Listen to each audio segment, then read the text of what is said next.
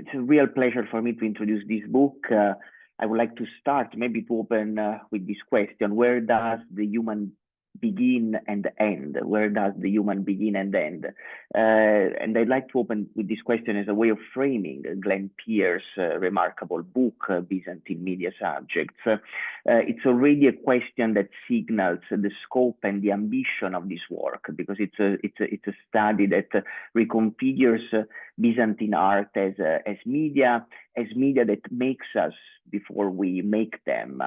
It's a book that I would highly recommend for any specialist expert on Byzantine art, but also for people interested in, generally speaking, in media studies and media theory.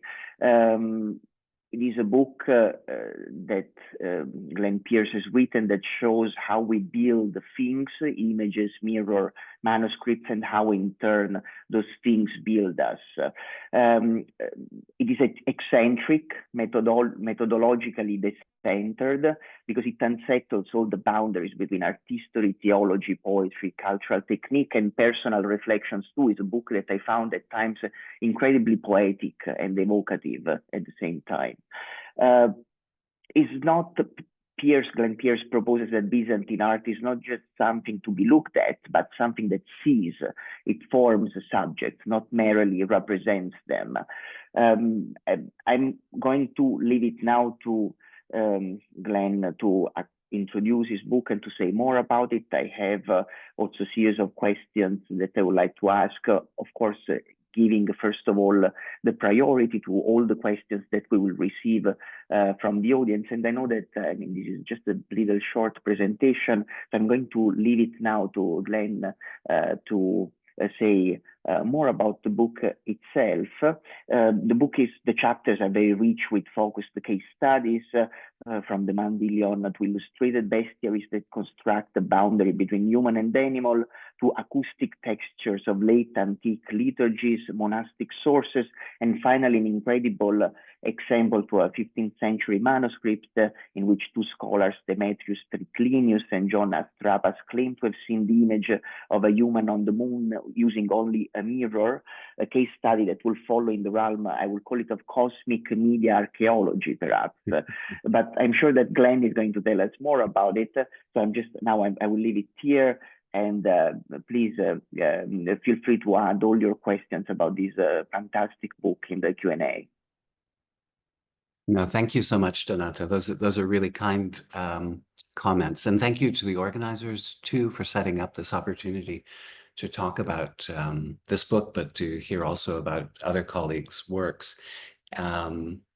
So the remarks I'll make will simply, I think, set up some of the intellectual framework behind the book.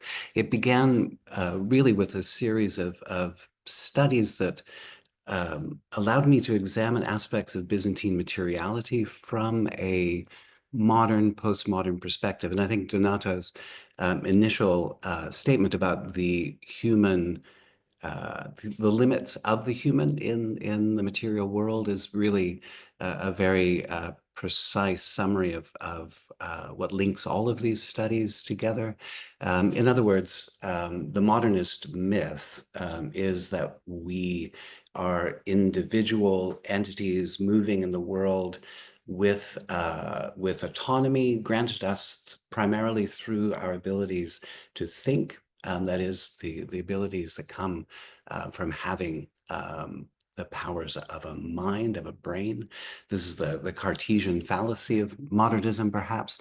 And one of the ways to think through that is to the other side, is a post-human view of our place in the world, not so much as individuals moving through the world with free will and the ability to choose and therefore to act on the world with no repercussions, but rather as individuals who are in deep relational contact with the world. And so there are many modern philosophies that allow these insights to operate. Phenomenology is, of course, one of them, post-structuralism.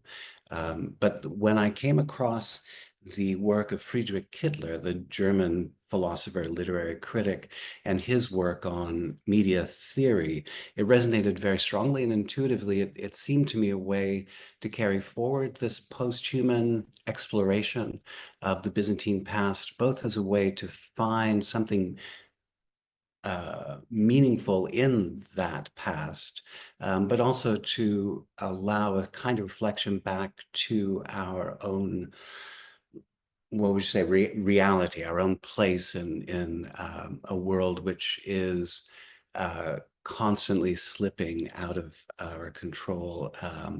And it gives us a kind of understanding for that. So one of the ways into media theory might be to think about Nietzsche's typewriter, and that was one of Friedrich Kittler's great leitmotifs.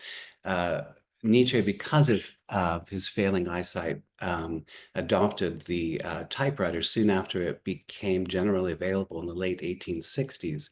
And the version that he had looked something like a ticker tape machine or a telefax.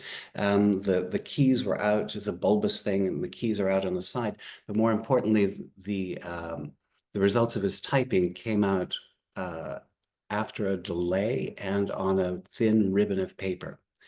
And what Kittler picked up on so well was Nietzsche's own self-reflection that the machine had acted on him and determined henceforth the quality and style of his writing. So essentially it meant going from writing in paragraphs to writing in aphorisms, which distilled, condensed, and altered the nature of his thinking. And for Kittler, this became a kind of paradigm and allowed him to begin to explore, primarily in German literary history of the 19th and 20th centuries, the ways in which media determined human subjectivity.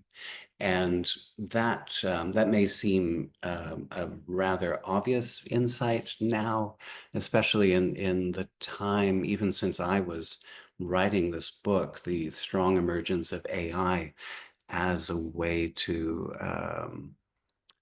gather and form knowledge, and therefore to create subjectivity is an even stronger example, perhaps a totalizing example for how our own human subjectivity is being formed, even as we're speaking now.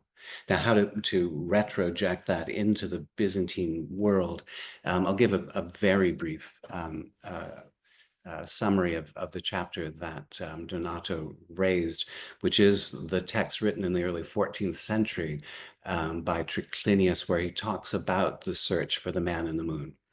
And it's a very short text. It's several pages in translation, which is one of the appendices of the book. And he talks about going up on a rooftop in Thessaloniki, I assume, under a full moon, with a mirror. He doesn't give really any details about the mirror itself, except that it's a reflective surface. And he talks about the proper way to hold it and to see the moon in the reflection of the mirror. And this becomes a kind of, the mirror itself becomes a media, that is a way in which the human is formed, in the sense that before the mirror, proper seeing was not possible. The naked eye only became the naked eye once the mirror is introduced. So these are really just need certainly more unpacking. But what he sees in the mirror is a reflection of the moon in the mirror. And the moon in this particular theory is a translucent reflective surface itself. So what the moon is doing is reflecting back what it reflects of the earth. And through those reflective surfaces, Triclinius says we can see the man in the moon, which is actually the man, the anthropoid form that constitutes the Mediterranean and some auxiliary bodies of water. you can only see the man in the moon through the mirror, but the man in the moon is truly the man that comprises the terrestrial image of the human. So the human in these terms is formed and defined and only visible by the media of the mirror. And that is just a highly simplified description of what Triclinius's mirror means. The book then looks at very specific examples of what a Byzantine media is, and through examples like Triclinius's mirror, like the Mendelian, like Isaac of Antioch's water organ, the music he hears at dawn, sound and representation then become the media that form the Byzantine human, in fact, define the Byzantine human. And that's really a concise and perhaps too elusive version of the argument of the book. But I'm happy to answer any questions that might come up. Yes, I'm happy to have everyone asking questions. Thank you, Glenn, first of all, for this introduction about your book, and maybe something that I can ask while people are also still reflecting on your introduction and sharing more questions in the webinar chat. It is more of a broader, larger question about the field of Byzantine studies itself. If you can maybe tell us a little bit more, how do you see your work as part of a broader methodological rethinking of the field of Byzantine art history? If there are also, I would say, forms of resistance, complexity in kind of bringing together these disciplines together, media studies and Byzantine art itself. No, that's a really interesting question, Donato. Thank you.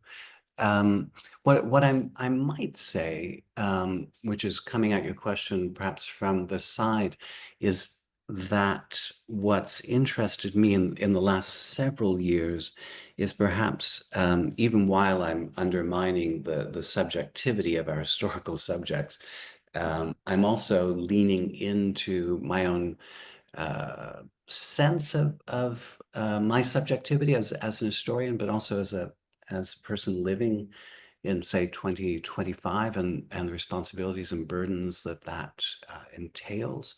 What the post-human does perhaps most dramatically is to humble the human, to decenter us as a species that has claimed perhaps an overweening power within the world. And so as reflecting on it as an historical reality, that is trying to understand the past as a horizontal field, not only one of the actions of humans in the world, but the way in which the non-human actors acted on the humans.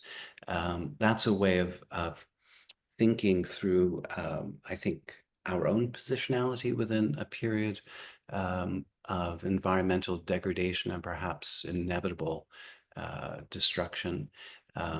And in that way, I would say, coming back to the question, that of course we're all trained in as a very objective and intellectually controlled historians to come at the data in a highly responsible way, with which we've received a great deal of training to do.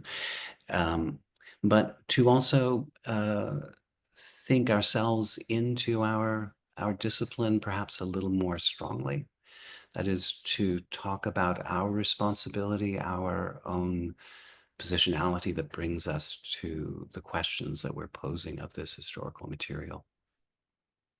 Yes, I mean, with regard to this desire of decentering the position of the human being, which is something that we have seen in material studies, in the post-human research, at the same time, something that I found very fascinating, especially in the chapter on the fifth one, on the mirrorless media and the triclinius man in the moon, which is such an incredible chapter. At the same time, something that example itself provide is this incredible centrality of the human being itself, because ultimately they see the human being on the moon, and they think ultimately that is just a mode of reflection on the earth itself. So as much as we try to centralize or impose media and technologies, or as a sort of like as a device that forms subjectivities, at the same time, when we think about this idea in relation to, for example, Byzantine history, we actually find out here an example where what is really at the center is the human being, and maybe and God itself, because it's a society in which everyone is believing in God. So I was wondering if this consideration challenges not your argument itself, but complicates a little bit our desire of human desire. No, not our desire as intellectuals, as scholars, to decenter ourselves. That's really good, because that is one of the ironic aspects of this of media theory, largely, is that because of the data that we're primarily focused on, which is made by human beings, there is a way in which the act of creation then is prioritized and then leads to a series of events. But what happens, in the same way that Derrida says we're spoken by the language we learn, we're predetermined by language. We're also predetermined by material works that have been produced by humans. Now, what Kittler would say is this is just another case of so-called man, that man with a capital M in the English version too, simply to establish the fact that man, which comprises humans altogether, is a construct, and we simply are made in reflection to the media that we've already created, that we've set in motion. And so when Triclinius finds this anthropoid form in the Mediterranean and some of the other bodies of water that are connected to it, that is the media creating man in advance of its arrival, if that makes sense. So there is a recursive, ironic quality to the processes of media theory. Yes, I mean, I think to summarize it, maybe in a motto mentioned by Walter Benjamin, I believe is taking it from Riegel, is new technologies call for new modes of perceptions and new behaviors, which is a sentence that also Derrida himself cites. I mean, these are way too many citations in one sentence, but a question that I had, Glenn, and I know we have a few more other minutes. What happens to God in this story? Meaning, is there a danger that by foregrounding the media as the true agents of world-making subjectivity formation, we project a modern techno-ontology back onto a world where media were not ends in themselves, but thresholds towards transcendence, maybe also towards the centrality of human being, the centrality that we are losing, or maybe we want to lose, which is part also of this conversation. But for me, that's also an historical question, we might say, is the question of the position of God when media theory studies the past, so to say, or Byzantine past in this case. Yeah. No, that's excellent. And what I would point to first in the limited time that we have is the chapter on the Mendelian. So the Mendelian is really the paradigm for this argument that the Byzantine media is, par excellence, is a representation as such. So it doesn't matter so much for media theory what the content is, it's the actual media that delivers messages that matter. So that's another thing. But with the Mendelian, which is a representational media that is created by God in the impress of God's face to matter. God as self-portraitist then initiates a Christian media of representation. And one can argue, of course, that the theological basis of the incarnation is the face. But as there are infinite numbers of faces potentially, it's really the face alone that matters. It's not the content of the face, but the face as representation. And so God is, in fact, the originator and the conveyor of media meaning in the Byzantine world. Thank you so much, Glenn. And I think we are running out of time because I believe this is the time that we are all been assigned. Yes, and so what I would like to do as a final thing to say, just to recommend everyone to check out this book, to Byzantine Media Subjects, Cornell University Press, if I remember correctly, and it has been just published. So it's very rich, and I'm going in terms of historical and also theoretical considerations. So I'm going to pass it back now to Petros, and thank you so much again, Glenn. And thank you. Thank you, Donato.